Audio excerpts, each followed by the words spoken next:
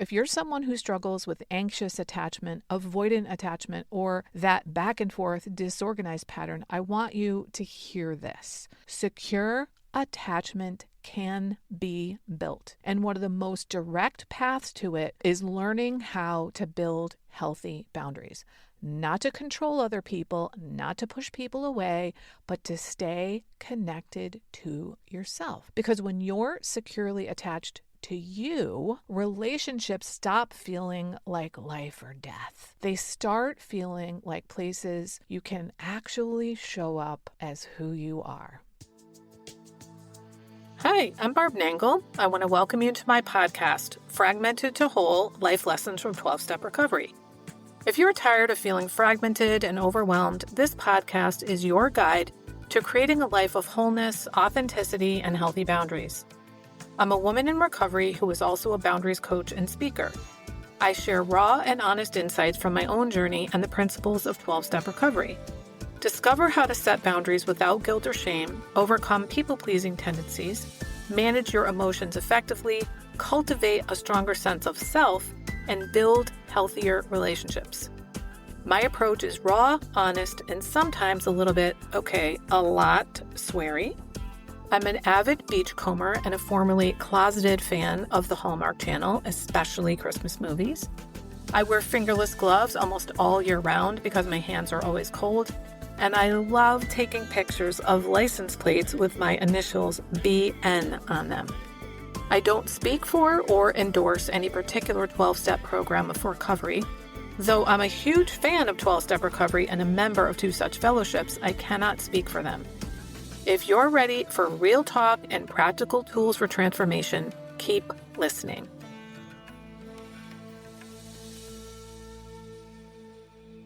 This is episode 334, How Boundaries Create Secure Attachment in Romantic Relationships.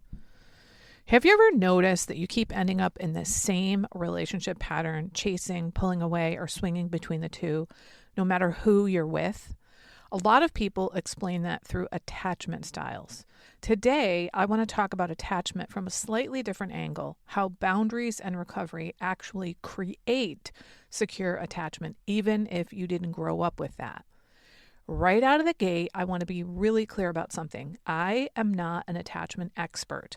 I'm not a therapist who specializes in attachment theory. I'm not going to go deep into the nuances or the research or the subtypes. What I do know are the basics. And what I am is a boundaries expert. Over time, through my own recovery and my own lived experience, I've come to see a really powerful connection between attachment, boundaries, and internal safety. That's what I want to explore today. Most of us have heard that there are 4 basic attachment styles.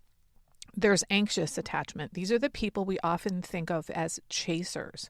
When they feel anxious or disconnected, they move toward other people. They pursue, they text, they reach out.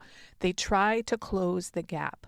For someone with anxious attachment, connection is what settles their nervous system. Until they feel connected, they feel uneasy, unsafe, and activated.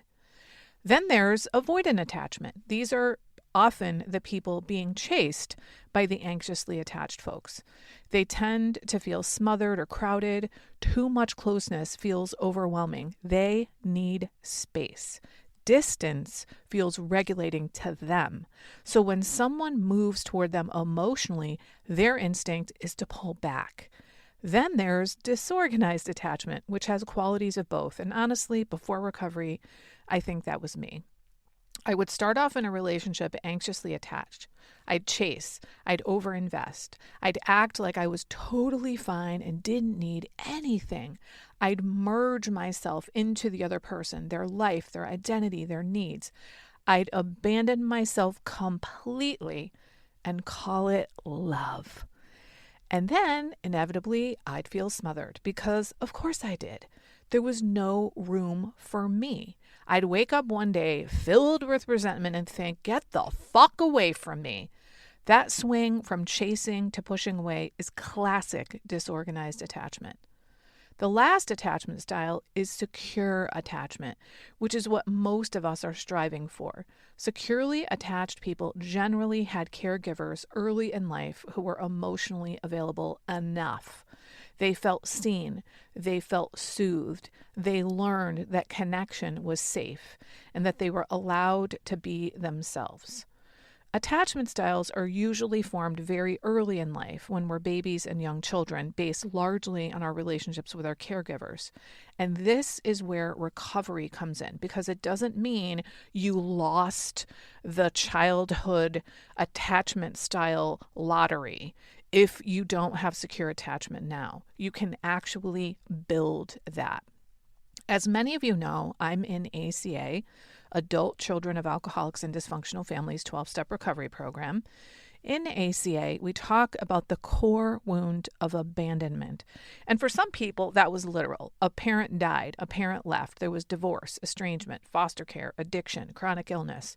Someone was physically unavailable. But for all of us in ACA, even if our parents were physically present, there was emotional abandonment.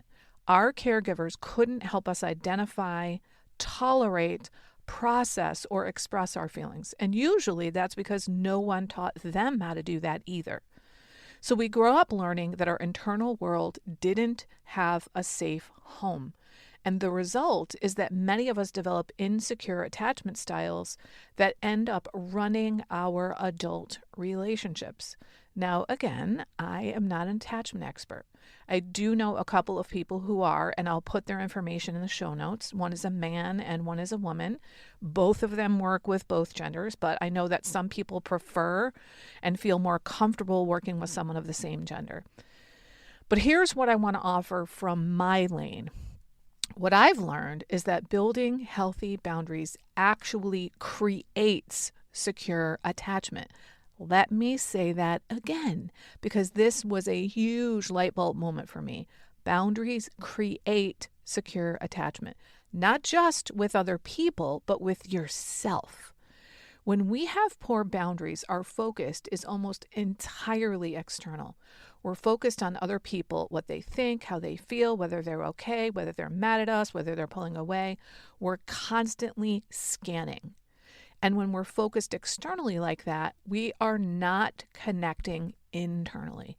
We're not checking in with ourselves. We're not listening to our own needs, wants, limits, or values. And you can't attach to yourself if you're never with yourself. This past year, I was a guest on a podcast with an attachment specialist. And while we were talking, I had this sudden realization. I said something like, "Holy shit, boundaries create secure attachment." And she said, "Yes, that's exactly right." Now, I've taken attachment quizzes. I've taken hers. I've taken others. And I know that today I'm securely attached. And I don't believe that's because my childhood suddenly changed retroactively. Obviously not. I believe it's because I'm attached to myself now. Another thing I've been talking about more and more is that boundary work is really about creating internal safety. When you build boundaries, you show up for yourself. You follow through for yourself. You stop overriding yourself. You start to trust yourself. You know who you are. You know where you end and other people begin. You know what's okay with you and what's not. And that creates security. It means you can tolerate discomfort. You can withstand someone being upset with you. You can survive judgment, rejection, even loss, not because it doesn't hurt, but because you're not falling apart internally. This relates to the name of my podcast. I'm no longer fragmented. I'm whole. So I can't be shattered by what happens to me. I can be rocked by it, but I can't be shattered because I'm whole. So you're okay before the thing happens, and you'll still be okay after. And I cannot stress this enough. This was one of the most important insights of my recovery. Here you go. When I stopped abandoning myself, I stopped being so afraid of abandonment. Think about how ironic that is. The thing adult children fear most is abandonment. And yet, abandoning ourselves is what we learn to do in order to be loved. So we bring self-abandonment into our relationships. We disappear inside them. We're not even really there. And then we're terrified of being abandonment, and we've built it into the relationship. When you stop abandoning yourself, you stop building abandonment into your relationships. You become present. You become real. You stay with yourself. I trust myself now. I know I'll show up for myself. I know I'll have my own back. I know I'll take care of myself. And the way I learned how to do that was through boundary work. Not overnight, not perfectly, but step by step. One boundary at a time, one conversation at a time, iteratively, experimentally. Now, if you add a higher power into that mix, especially for those of us in recovery, there's even more grounding because you're not only not abandoning yourself, you're also connected to something that cannot abandon you. So if you're someone who struggles with anxious attachment, avoidant attachment, or that back and forth disorganized pattern, I want you to hear this. Secure attachment can be built. And one of the most direct paths to it is learning how to build healthy boundaries. Not to control other people, not to push people away, but to stay connected to yourself. Because when you're securely attached to you, relationships stop feeling like life or death. They start feeling like places you can actually show up as who you are. Now, if this resonates and you want help building boundaries that create internal safety and more secure relationships, you can start by exploring the resources I've linked in the show notes. And if you're ready for deeper support, go ahead and sign up for a free 30-minute Say No Without Guilt call with me. And you can do that at barbchat.net.